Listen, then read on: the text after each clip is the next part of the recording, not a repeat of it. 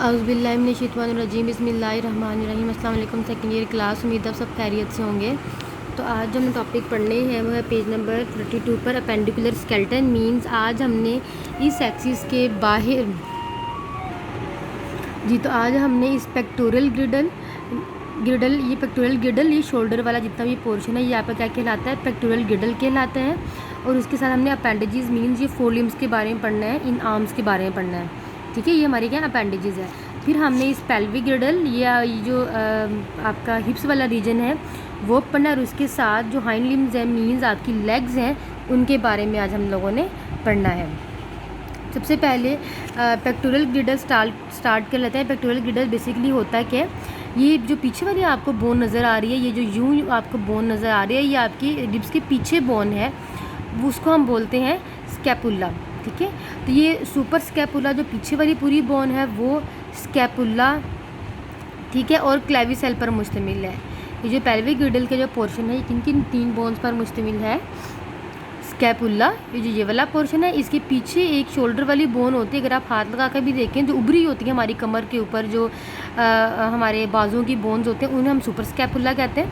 और ये क्लेविसेल, ये तीन बोन पर मुश्तमिल होती है। ठीक है, और क्लेविसेल वो बोन है जिसके ज़रिए स्कैपुला जो स्टेर्नम की हड्डी के साथ जुड़ा हुआ है।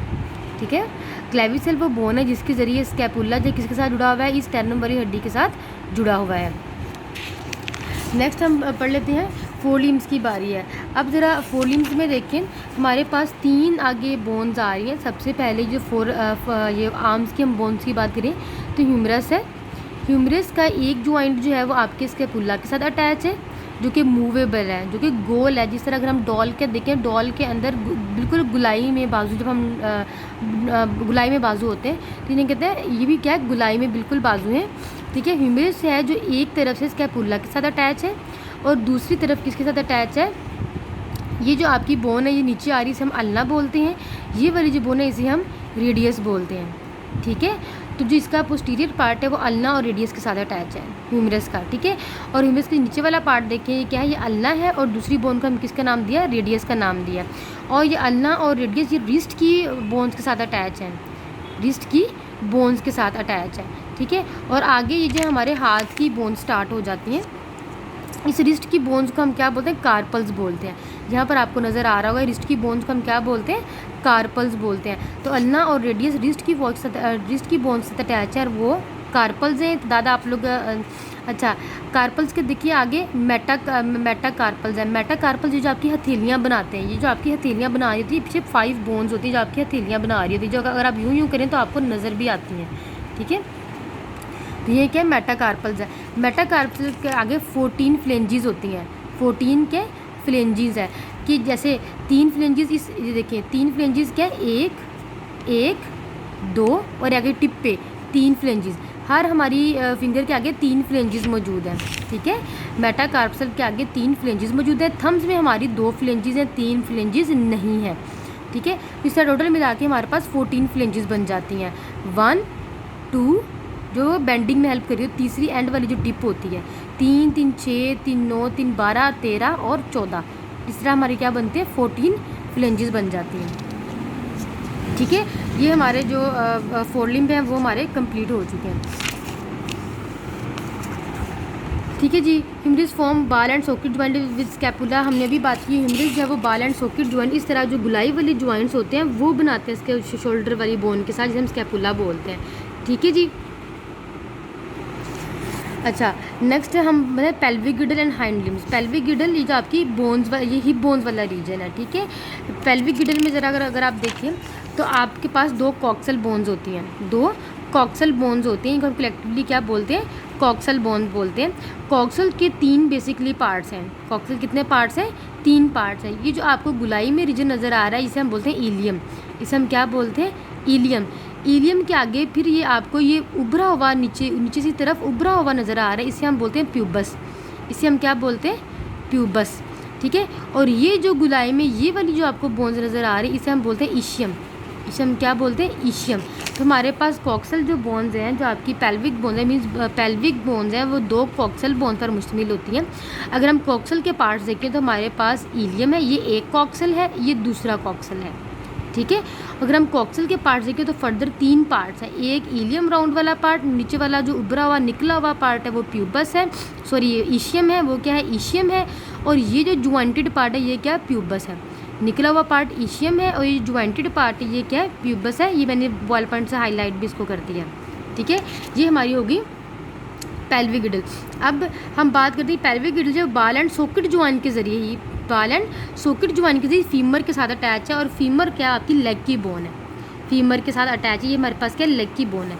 लेग का जो डिस्टल पार्ट है, प्रॉक्सिमल पार्ट होता है अपर वाला पार्ट, डिस्टल होता है नीचे वाला पार्ट। नीचे वाला पार्ट आपकी टीबिया के साथ अटैच है। ये वाली जो लॉन्ग बोन है ये क्या टीबिया है, और पीछे वाली पतली वाली बोन नज़र आ रही है ये फिबुला है, ठीक है। तो जो पेल्विक गिडल की जो बोन है ये आपकी फीमर के साथ अटैच है, प्रॉक्सिमल पार्ट इसका पेल्विक के साथ अटैच है, जबकि डिस्टल पार्ट आपका नी बना रहा है, ठीक है। डिस्टल पार्ट टीबिया के प्रॉक्सिमल पार्ट के साथ अटैच है। डिस्टल पार्ट फीमर का टीबिया के प्रॉक्सिमल एंड के साथ अटैच है, जिसे हम कहते हैं अपर वाला जो पार्ट है उसके साथ अटैच है। और ये जो आपको पीछे वाली बोन नज़र आ रही है ये क्या है फिबुला। फिबुला फिर आगे ये जो है आपकी जैसे हम बोलते हैं टार्सल्स, टार्सल्स की 7 बोन्स हैं उनके साथ अटैच है। टार्सल्स की कितनी बोन्स हैं 7, उनके साथ अटैच है। फिर आगे 5 आपके मेटास्टार्सल्स हैं जो आपके सोल बना रहे होते हैं, मेटास्टार्सल्स हैं। फिर आगे जो फिंगर्स वाली बोन है 14 फ्लेंजेस हैं, सेम इस तरह जैसे हमारी हाथ की फ्लेंजेस हैं 14 फ्लेंजेस हैं, ठीक है। थंब पे कितनी है 2 है, ठीक है। तो ये जो आपकी फिबुला और टीबिया है इसके साथ अटैच है, टार्सल 7 टार्सल्स के साथ अटैच है। ये 7 टार्सल्स आगे 5 मेटास्टार्सल्स के साथ अटैच है, और वो आगे 14 फ्रेंजेस के साथ अटैच है। इस तरीके से हमारे अपेंडेजेस जो है वो पूरे हो गए। पेल्विक गिडल, ठीक है, पेक्टोरल गिडल और उसके अपेंडेजेस पूरे हो गए हैं, पेल्विक गिडल उसके अपेंडेजेस पूरे हो गए हैं, ठीक है। नेक्स्ट हम बात करते हैं ज्वाइंट्स की, कि ज्वाइंट्स कितनी किस्म के होते हैं। अगर हम बेटा मूवमेंट के लिहाज से देखें तो ज्वाइंट्स जो हैं वो 3 तरह के हैं मूवमेंट के लिहाज से। एक होते हैं इमूवेबल ज्वाइंट्स जो बिल्कुल मूव नहीं करते, जैसे आपके स्कल के बोन्स, स्कल बोन्स के अंदर ज्वाइंट्स हैं, जो स्कल बोन्स के अंदर ज्वाइंट्स हैं वो बिल्कुल मूव नहीं करते। दूसरे होते हैं स्लाइटली मूवेबल जो बहुत हल्के से मूव करते हैं, जैसे आपके वर्टिबल कॉलम के अंदर जो ज्वाइंट्स हैं, जो वर्टिबल कॉलम के जो सिर्फ हल्का सा बेंड होते हैं।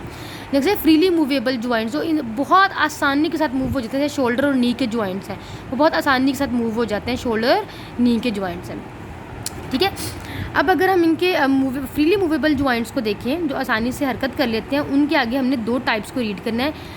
एक हिंज ज्वाइंट्स हैं जो कि नी और एल्बो के अंदर होते हैं, ठीक है। ये आपकी हिंज ज्वाइंट्स है, ये सिर्फ आगे और पीछे की तरफ मूव करती हैं, सिर्फ आगे और पीछे की तरफ मूव करते हैं। अगर आप अपनी एल्बो को मूव करवाने की ट्राई करें तो आप सिर्फ आगे और पीछे बाजू को मूव कर सकते हैं, ठीक है।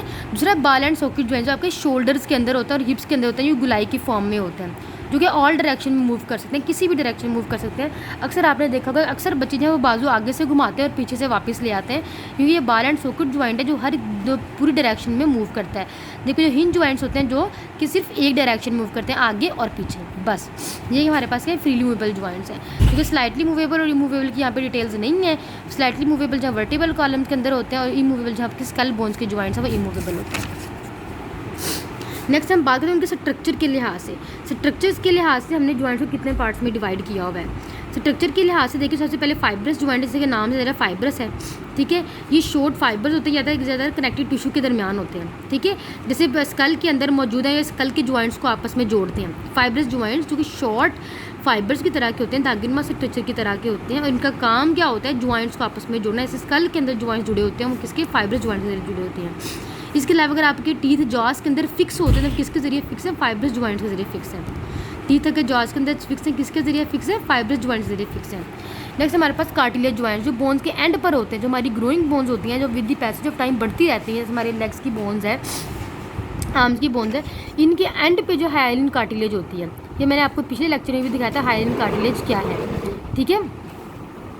इसके अलावा hyaline cartilage the bones held together by fibrous cartilage are found between vertebral at the point where coxal bones meet in the front of pelvis. इस बोन्स की बात कर रहे हैं, ठीक है, पेल्विस की वो बोन्स जहाँ पर आपस में ज्वाइंट होती हैं उसकी बात कर रहा है कि यह भी कार्टिलेज के मिलकर बने हुए हैं। सिनोवियल ज्वाइंट, सिनोवियल ज्वाइंट्स क्या होते हैं, ये joint contains a cavity filled with fluid and adopted to reduce friction between the moving joints, ठीक है। सिनोवियल ज्वाइंट्स यूँ समझ लें कि अगर 2 ज्वाइंट्स के दरमियान ये होते हैं, 2 ज्वाइंट्स बोन्स को आपस में ज्वाइंट कर रहे होते हैं, इसका मकसद क्या होता है, इसके अंदर फ्लूइड होता है और इसका मकसद क्या होता है, आपके ज्वाइंट्स के दरमियान रगड़ को कम करना है। जैसे अगर ये नी के अंदर होंगे तो नी के अंदर रगड़ को कम करेंगे, ठीक है।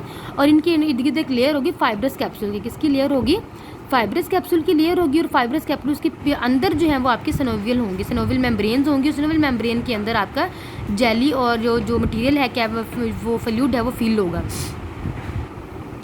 ठीक है। और ये जो बाहर वाली लेयर है जिसे हम कहते हैं ये जो फाइब्रस कैप्सूल है, ये बाज़ दफ़ा मॉडिफाई होकर लिगामेंट भी बनाते हैं। और हमने पढ़ा हुआ है लिगामेंट वो थ्रेड लाइक स्ट्रक्चर होते हैं जो दो बोन्स को आपस में अटैच कर रहे होते हैं, ठीक है। अच्छा, मूवमेंट के लिहाज से हमने बात कर ली हाइंड जॉइंट्स की, बात सर्किट जॉइंट्स ये हमने अब बात कर चुके हैं। आपको अगर इसकी समझ नहीं आएगी तो आप दोबारा से पूछ सकते हैं। फ़ी अमान अल्लाह।